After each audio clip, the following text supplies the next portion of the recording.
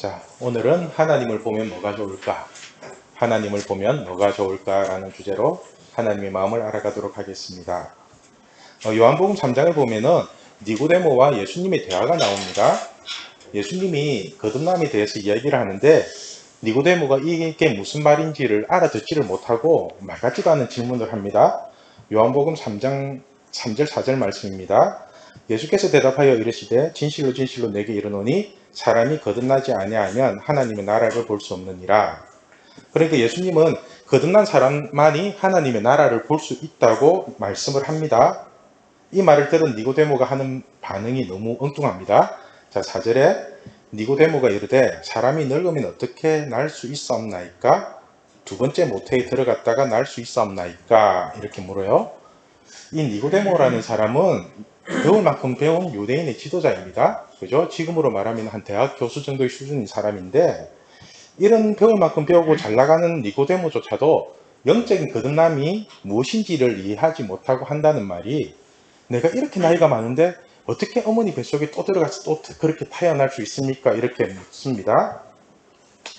그러자 예수님이 답답한 심정으로 설명을 하십니다. 사람이 물과 성령으로 나지 않으면 하나님 나라에 들어갈 수 없다. 육으로 난 것은 육이고 영으로 난 것은 영이다. 뭐 이런 식으로 얘기를 해요. 그리고 이렇게 쭉 얘기를 하시고는 12절에 이런 말씀을 하십니다. 12절 내가 땅의 일을 말하여도 너희가 믿지 아니하거든 하물며 하늘의 일을 말하면 어떻게 믿겠느냐 이렇게 얘기를 하시거든요. 그러니까 예수님은 하늘의 일을 직설적으로 말하면은 우리가 알아듣지 못하는 걸 아시고 최대한의 이제 땅의 언어로 설명을 해주십니다. 그런데 이 땅의 언어로 기록된 성경도 영적인 의미가 들어있기 때문에 쉽게 설명한다는 것이 참 힘이 들 때가 있습니다. 제가 왜 이런 말을 하느냐 하면은 사실 팔복의 단어들이 다 영적인 의미를 담고 있기 때문에 단순하게 설명하는 것이 참 힘이 듭니다. 그런데 이 힘든 일을 제가 하고 있습니다. 최대한 단순하고 쉽게 설명하려고 노력하고 있으니까 혹시나 조금 어렵게 느껴지시더라도 이해해 주시기를 바랍니다. 자, 팔복의 첫 번째 복이 심령이 가난한 자가 받는 복입니다. 심령이 가난하다는 것은 세상에 대한 욕심 1도 없고 세상에 대한 미련이 1도 없는 상태입니다. 이 상태가 되면은 그냥 평강이 넘치게 되어 있습니다. 마음에. 팔복의 두 번째 복이 애통하는 자가 받는 복입니다. 애통은 죄를 끊어내는 데서 오는 아픔입니다. 그죠? 그래서 애통은 사람에게 하는 것이 아니라 하나님께 울부짖는 것입니다. 애통하는 자에게는 반드시 하나님의 위로가 있습니다. 그리고 8복의 세 번째 복이 온유한 자가 받는 복입니다. 온유하다는 것은 통제된 힘을 말합니다. 하나님이 주시는 힘을 자기 마음대로 사용하는 것이 아니라 하나님을 위해서 사용하는 게 온유입니다.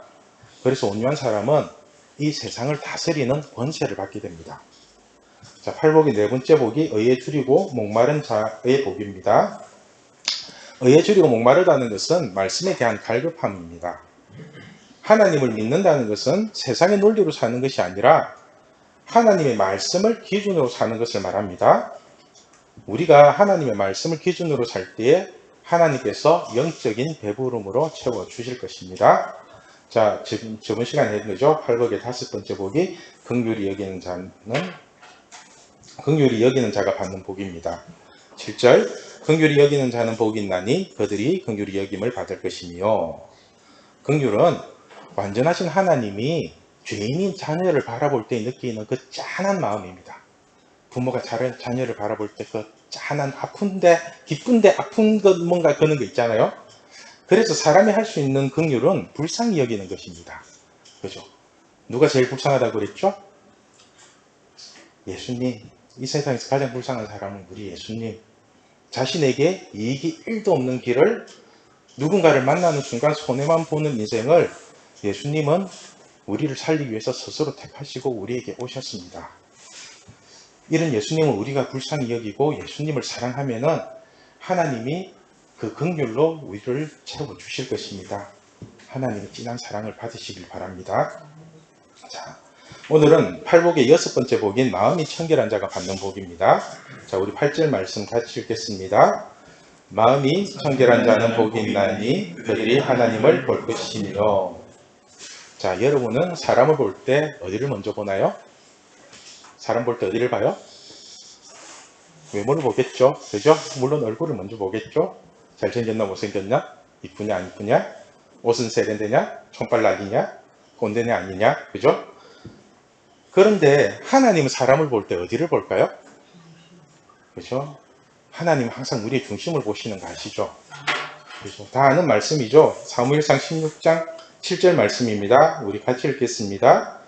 여호와께서 사무엘에게 이르시되 그의 용모와 키를 보지 말라. 내가 이미 그를 버렸노라. 내가 보는 것은 사람과 같지 아니하니 사람은 외모를 보거니와 나 여호와는 중심을 보느니라 하시더라. 아멘. 이 말씀처럼 사람은 항상 외모를 봅니다. 그래서 그 사람의 얼굴이 어떻고 옷은 무엇을 입었고 차는 무슨 차를 타고 다니고 집은 몇 평짜리 아파트에 있고 돈은 얼마나 있고 계속해서 이런 것을 따지고 있습니다. 그런데 하나님은 끊임없이 우리의 마음을 보고 계십니다. 하나님은 여러분의 외모와 상관없이 여러분의 마음이 어디에 있는지를 계속해서 보고 계신다는 것입니다. 사실 우리가 사람을 볼 때에 우리도 눈으로만 보는 것 같지만 우리도 마음으로 사람을 보는 거 알고 계세요? 아세요? 여러분이 누군가를 만났을 때 저 사람 첫인상이 참 차갑다, 따뜻하다, 그죠? 그리고 그 사람의 성격이 착하다든지 못됐다든지 하는 것은 그 사람의 외모만으로 판단하는 게 아니거든요. 그죠? 그 사람의 내면적인 요소도 같이 들어있는 거잖아요. 이처럼 사람도 외모를 통해서 그 사람의 중심을 볼 수 있는 눈을 가지고 있습니다. 그죠? 자, 그럼 제가 한번 물어볼게요. 자, 우리 학생들, 얼굴이 여러분이 원하는 이상형이에요. 잘생겼어요. 그죠? 귀여움도 있고. 그런데 마음이 아주 차가워요. 냉정하고, 냉랭하고. 그리고 어떤 사람은 얼굴이 별론데 마음이 따뜻한 사람이 있어요. 누굴 만나고 싶어요? 잘생긴 사람인데 마음까지 따뜻한 그런 사람 좀 찾지 말고 좀 제발 좀 이렇게 물으면은 우리 남학생들 얼굴은 너무너무 예쁘지만 성질이 개떡 같아요. 그죠? 그런데 얼굴은 개성있게 생겼어요. 그런데 마음이 착한 여자가 있어요. 누구를 만나고 싶어요? 그죠? 그러면은 시간이 지날수록 어느 쪽이 더 행복하고 좋을 것 같아요? 여러분? 마음이 예쁜 사람이 좋을까요? 얼굴이 예쁜 사람이 좋을까요? 지금 세모녀 살인사건의 피해자 김태현 뉴스를 보셨죠? 그죠? 보셨어요? 이 정도면 잘생기지 않았나요? 안 잘생겼니? 이 사람이 세모녀를 아주 잔인하게 죽인 살인자의 얼굴입니다. 이 얼굴. 여러분, 제가 누누이 강조하지만 사람은 얼굴 보고 사귀는 게 아닙니다. 그 사람의 중심을 봐야 됩니다. 그런데 사람의 중심을 가장 잘 보시는 분이 누구예요? 하나님이시죠. 그래서 하나님은 믿지 않는 자와 멍에를 함께 내지 말라고 하시는 겁니다. 왜냐하면 하나님을 믿는 사람의 중심은 그래도 선하신 하나님을 바라보려고 합니다. 그죠? 그런데 하나님을 믿지 않는 사람들의 중심은 어디에 있는지 아십니까?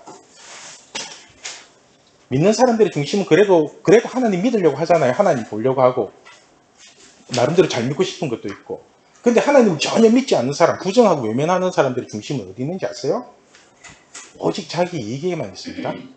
자기 유리한 거, 자기 이익인 거, 이 사람 만나서 내가 손해인가 이익인가 계속 그런 식으로 논리해요.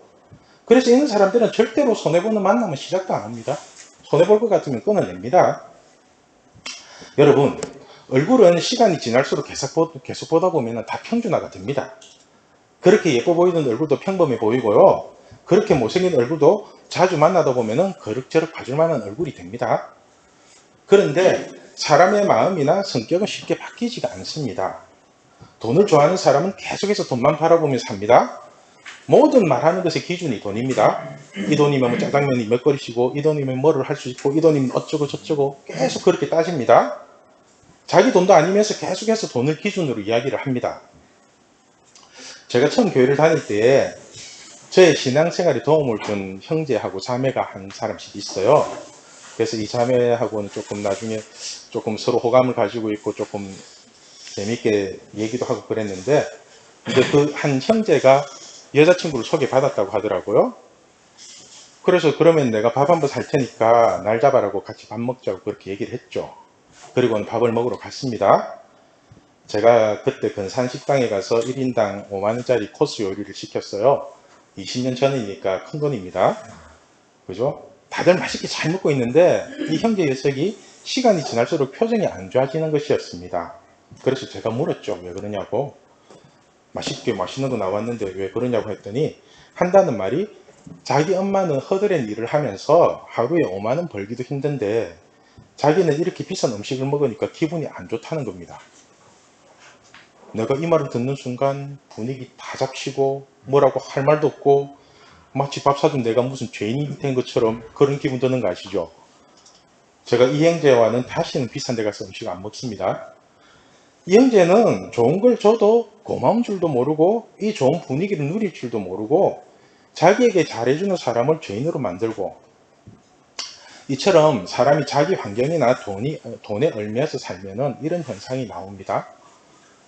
여러분의 중심에 하나님이 아닌 돈이 자리를 잡고 있으면은 하나님이 아무리 좋은 것을 주어도 감사가 나오는 것이 아니라 불평불만이 나오게 되어 있습니다.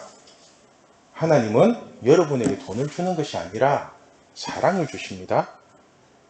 사랑을 부어주십니다. 그 사랑을 감사함으로 받으십시오. 하나님 주시는 사랑을 순수하고 깨끗한 마음으로 받으면 진짜로 좋은 것이 무엇인지를 알 수가 있습니다. 하나님은 때를 따라 여러분에게 좋은 것을 주십니다. 여러분이 달라고 한다고 해서 막 주는 게 아니라 여러분의 때에 맞는 좋은 것을 주십니다. 전도서 3장 11절 말씀입니다. 우리 같이 읽을게요. 하나님이 모든 것을 지으시되 때를 따라 아름답게 하셨고 또 그 사람들에게는 영혼을 사모하는 마음을 주셨으니 그러나 하나님이 하시는 일의 시종을 사람이 없게 하셨도다. 아멘. 하나님이 모든 것을 지으시고 때를 따라 아름답게 하셨답니다. 그러니까 지금 여러분에게도 하나님이 때에 맞는 사랑을 부어주고 계신다는 뜻입니다. 아시겠죠? 그런데 우리의 욕심 때문에 하나님의 사랑이 왜곡되고 초라해지는 것 같습니다. 마치 제가 그 형제에게 비싼 밥을 사주고도 죄인 되는 것처럼 말입니다. 여러분, 하나님의 사랑은 자기의 욕심으로 받는 것이 아닙니다. 깨끗하고 순수한 마음으로 받아야 합니다. 그래야지만이 하나님의 진심을 알 수 있습니다. 어쩌면 오늘 말씀이 하나님의 사랑을 순수하게 받을 수 있는 비결이 되는 말씀인 것 같습니다. 우리 8절 말씀 우리 다시 읽을게요. 마음이 청결한 자는 복이 있나니 그들이 하나님을 볼 것임이요. 아멘. 마음이 청결하다는 것은 하나님 앞에 정직한 것을 말합니다. 다시 말해서 전지전능하신 하나님을 속이지 않는 마음이 청결한 마음입니다.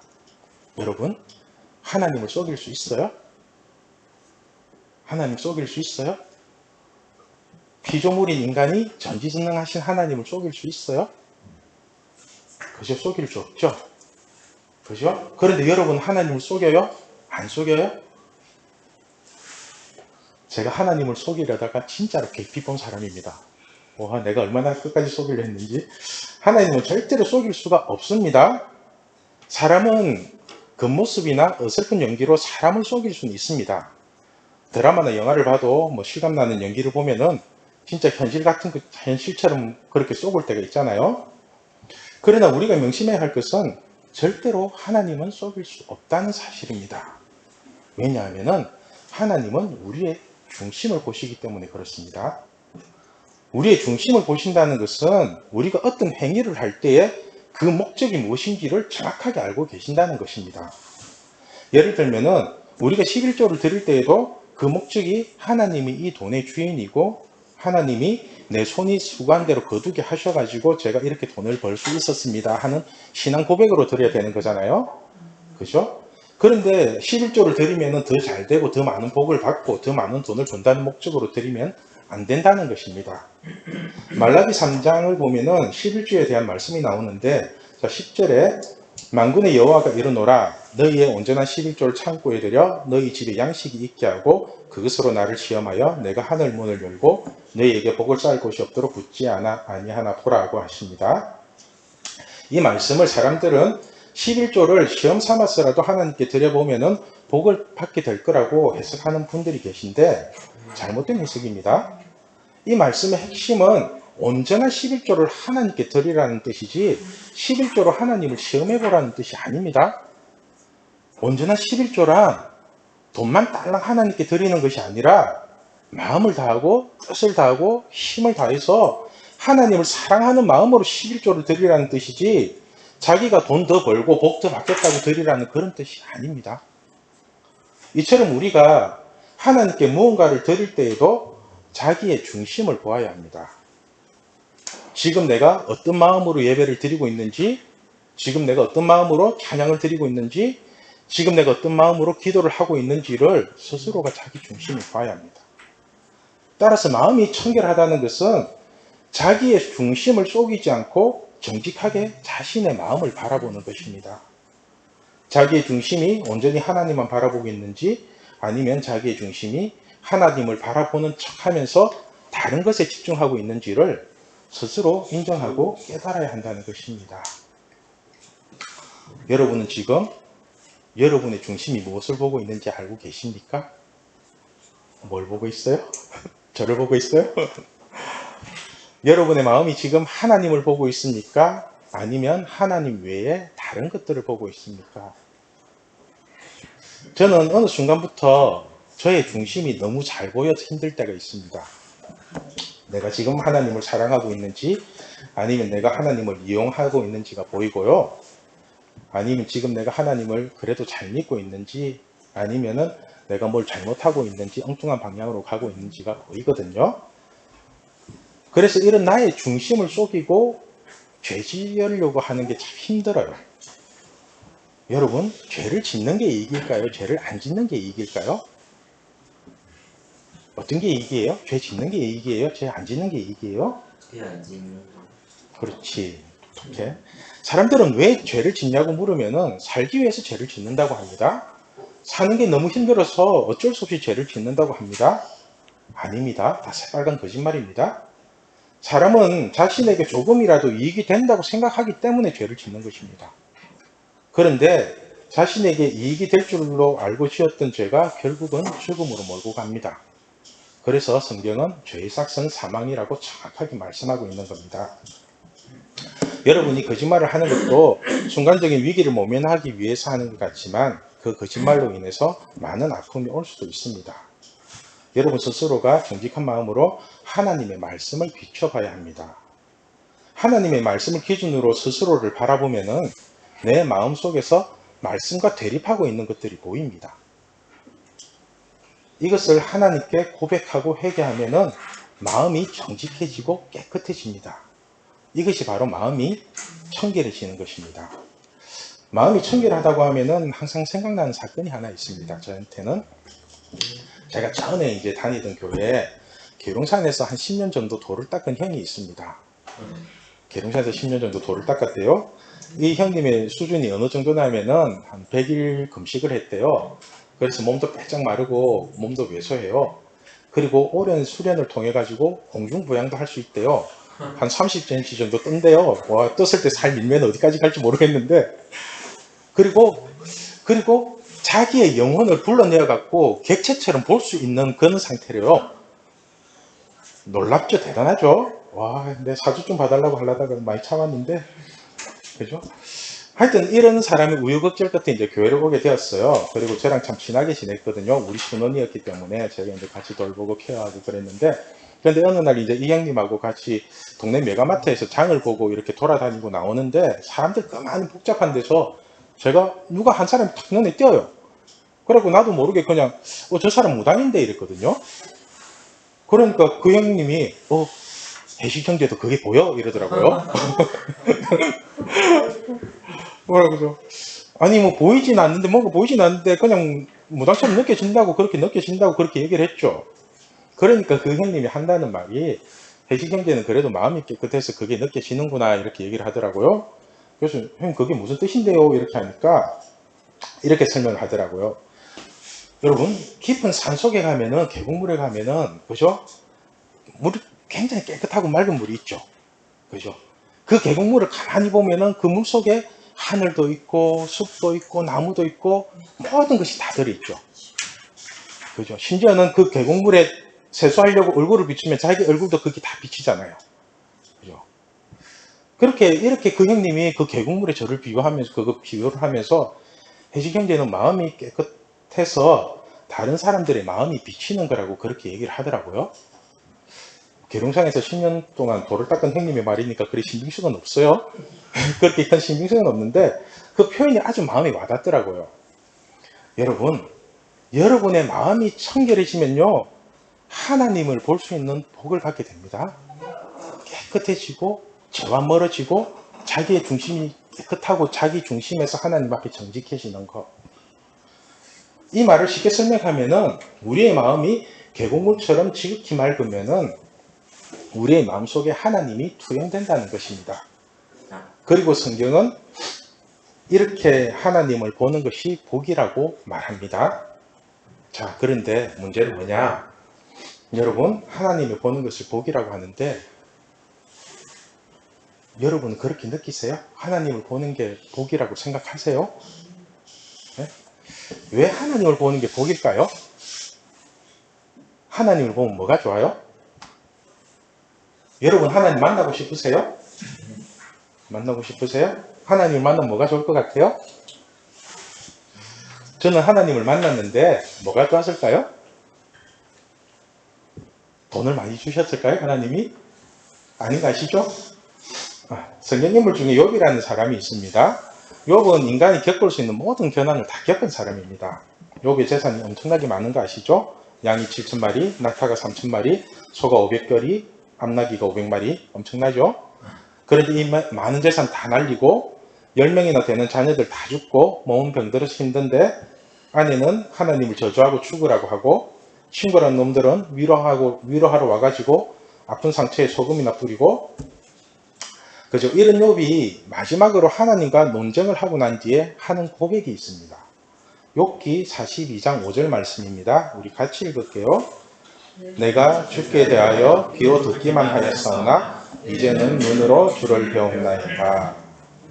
내가 주께 대하여 귀로 듣기만 하였사오나 이제는 눈으로 주를 배움나이다.